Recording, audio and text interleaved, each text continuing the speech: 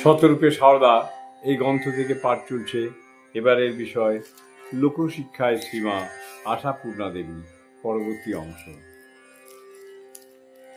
আবার এই প্রশ্নটিও তার মনে জেগেছিল, তিনি পুরনো আদর্শের শেষ প্রতিনিধি না নূতন কোনো আদর্শের অগ্রদূত। দেখা যায় শ্রীমা একেধারে এই দুই আদর্শেরই ধারক। তার মধ্যে একদিকে যেমন কর্মে, ধর্মে, আচারে, আচরণে, জীবন দর্শনের ভঙ্গিতে ভারতীয় নারীর শাশ্বত ভাবধারাটি পরিস্ফুট, অপরদিকে তেমনি সংস্কার মুক্ত চিত্তের উদার আলোকের স্ফুরণ। এই সংস্কার মুক্ত চেতনার প্রতিবিম্বটি বিশেষ করে স্পষ্ট ধরা পড়েছে নিবেদিতার ক্ষেত্রে। বিদেশে নেমে নিবেদিতা মায়ের পরম প্রিয় খুকি।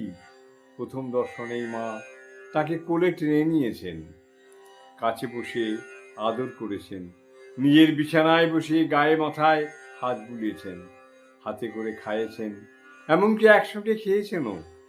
নিবেদিতার যে কর্মজগৎ, মেয়েদের লেখাপড়া শেখানো, সমাজে মেয়েদের অবস্থার উন্নতি সাধন, এগুলিতে যে মায়ের পরম উৎসাহ, তাই নিবেদিতা তার একান্ত আপনজন।